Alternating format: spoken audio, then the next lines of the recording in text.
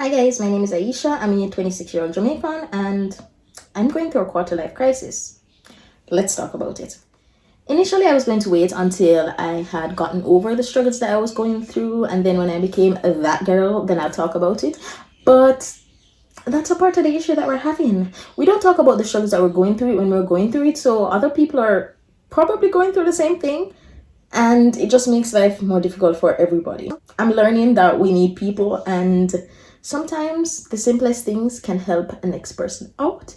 But also, by talking about this now, maybe I can look back at this video one day and I'll be better able to understand my friends or my children in the future and, be able to relate more, because the truth is, when we're no longer in a situation, things become a bit foggy. We don't see things as we used to, and we're not able to relate and empathize as we would if we were currently in the situation. So hopefully this video will serve me in the future. But before I get started on my 4 steps that I believe will help me get through this process and could help you as well, I just want to say that I'm not a professional. I'm not a psychologist. I don't know what the shit I'm talking about. This is just based on my basic research and, of course, my experience so far. Most of us are probably already familiar with the term midlife crisis, but I didn't know what a quarter life crisis was until about 2 years ago. So let's define it. I'm going to be reading this part really quick so that I get the definition as accurate as I possibly can.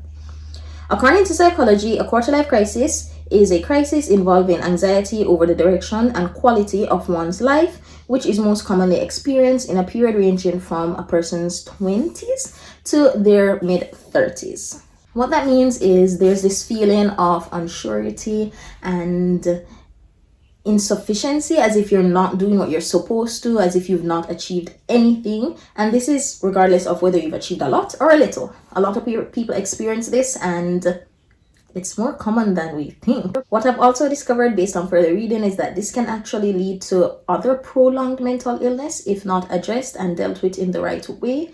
And also it can lead to suicide. Now let's get straight into my 4 steps that I'm currently using. I'm currently at step 3 and it's getting a bit hard, but I believe these can help us out. 1. Educate yourself. The first thing you want to do is do what you're doing now. You're currently researching this topic. Most likely you've typed in something similar while you came across this video.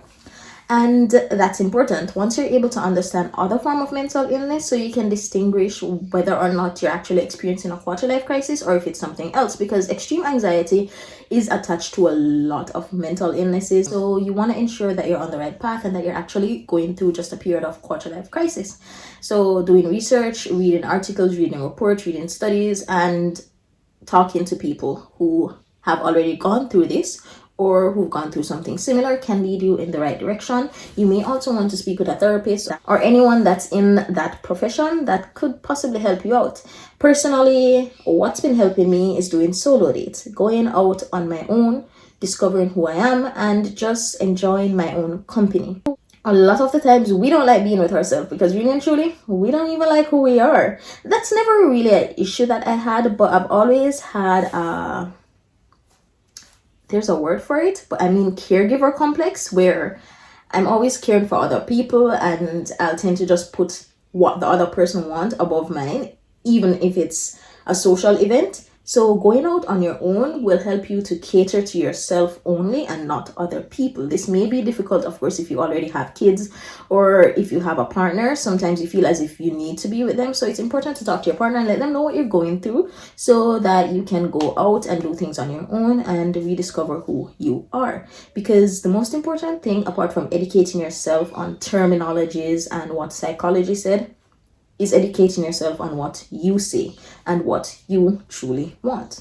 Now, once you've already gone through this process of discovering who you really are and what you really want, it's time to reassess your goals, and this is step 2. So if you were on a path to say, I'm just going to use myself as example, that you wanted to be an attorney. Why did you want to be an attorney? For me, I just wanted to be an attorney because honestly, it's a respected field in my country and probably around the world. While every career have its advantages and disadvantages, it's one that mostly guarantee that you'll be making money, and it's a certain lifestyle that gives you a level of respect. And I wanted to care for my family, and it's something that I believe I would have been good at but I really didn't want to do it. So it was a difficult, long process to finally tell myself, just sit myself down and said, bitch, you don't want to do this. You will not enjoy the next 30 to 40 years working as an attorney. Stop it. So yeah, I've currently changed paths and I'm no longer on the path to becoming an attorney, which was super hard, but worth it. So discover what you really want to do. And in this stage, you're going to want to ask yourself some serious questions. Why do you want to get married? Why do you want kids? Again, why do you want the career that you are currently trying to achieve? Why do you want a nice big house? Would you just rather a simple apartment for you and your spouse, and that's it? So maybe you were there like, oh, I'm 25. Fuck, I should have had a kid already. Oh, why am I not having a child already? I'm nothing. Like, what do I tell my parents? And you don't even want a kid. Going through solo dates and going out by yourself, you may discover that I like doing this. I don't want responsibilities. I don't want to care for children. I want to care for myself only. And that's not selfish. That's what you want. It's better to not have kids than to have kids that you don't want, because chances are you'll be a very terrible parent. And at that point, I'd think you're a bad person. But not having kids doesn't make you a bad person. But if you have them, take care of them. So once you've gone through that part where you discovered what we are, who we are, what we really want, then we're going to move on to the next step, which is to handle the physical issues that's stopping us from getting there. This is the stage that I'm currently at, and it's not easy, because this means that you will have to speak with some of the people in your life, because the truth is, there's people in your life who's keeping you down. There's people in your life who thinks that you're insufficient, who's making you feel less than, and you're gonna have to address it. Some of these people don't know they're doing it. They're just reacting to, again, the society that we live in and what they think that you should do. Sometimes they want the best thing for you, so they end up projecting that onto you. But you need to have a discussion with them to let them know that this is not you, this is not what you want. You're either gonna have to accept me as is or bounce, bitch. Don't say it like that. Find a nicer way to say it. Don't be Aisha. But you'll definitely have to have a conversation with them. Some conversations will be easy and some will be hard. You may have to completely cut some people out of your life, and this may be your close family members and people you thought were your best friends. And that's fine, because maybe they don't need you in their life either to get to the stage that they need to get to. They need people who are career driven or who wants kids so that they can get that level of encouragement to get to where they need to. It's fine to lose people. Nothing is wrong with that. Don't hate them. Just move on and find the people who are truly meant for you.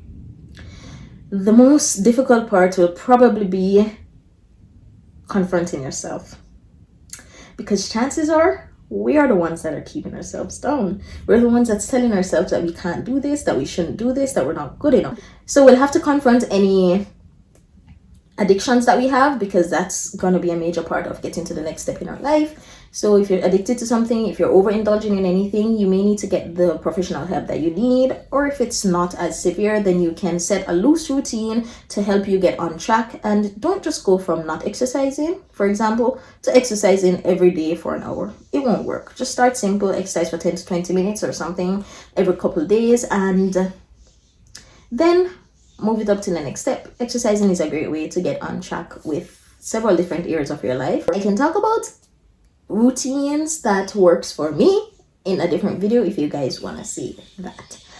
And sometimes we need to get the fuck off social media. I used to follow some attorneys who I aspired to be like, because they were so fucking awesome, and I still think they're the boss. Like, they're the best. But I had to unfollow some of them for a period of time while I was realigning my goals and my dreams, because seeing that constantly shoved in my face was making me think that you're giving up on something great here. This is the life that you need to take care of your family. Sometimes we need to step back from that, stop watching social media, and just focus on ourselves. Do not go bad-mouthing the people them know, because they didn't do anything. This is our own insecurities that's getting to us. They didn't do nothing. So don't hate on the people's life. Don't let your own insecurity make you think that they're doing too much. Okay, they're doing just enough for themselves. And once we're able to get over the physical aspect, which again, I'm still going through, it's not that easy, then we can move on to the final stage, which is to reflect, rejoice, and restart. So reflect on where you are coming from to ensure that your brain knows that you're no longer the same person, to ensure that you know that you've come to a next stage in your life and that you're doing great. And then Celebrate yourself, rejoice, do something fun. If you are addicted to something, do not use that addiction of the way of having fun. If you are an alcoholic, do not drink a beer, okay? No. Use something else. Find something else to replace it and have some fun with yourself, because you did great if you got past step 3, because I was still there. And then once you've celebrated your wins, then go ahead and restart. Look at the goals that you now have for yourself, the new ones that we created in this process, and restart. Start doing the things that you love and start enjoying life the way you want to. That's it. That's my first step to getting over a quarter life crisis as quick as possible. Let's hope they work. But anyway, that's it. Thank you guys so much for watching this video. But before I go, some of you may be a bit like, what's going on here? Because I know that some of you were with me from when I was doing booktube videos. I recently deleted those, and that was a part of my journey as well, because it just wasn't serving me. I wasn't enjoying it anymore. So hopefully now I can get back to doing what I really want to do here on YouTube and just in every aspect of my life. I hope that you guys will enjoy watching these types of videos. I will still be making vlogs because this is kind of like a lifestyle channel. So whatever comes to mind, I'll be doing it. So I hope to see you guys in my next video. Again, thank you so much for watching. Go ahead and like this video if you enjoyed it, and subscribe to my channel. Turn on the notification bell so that you'll be notified the next time I upload. I'll see you guys in my next video. Bye.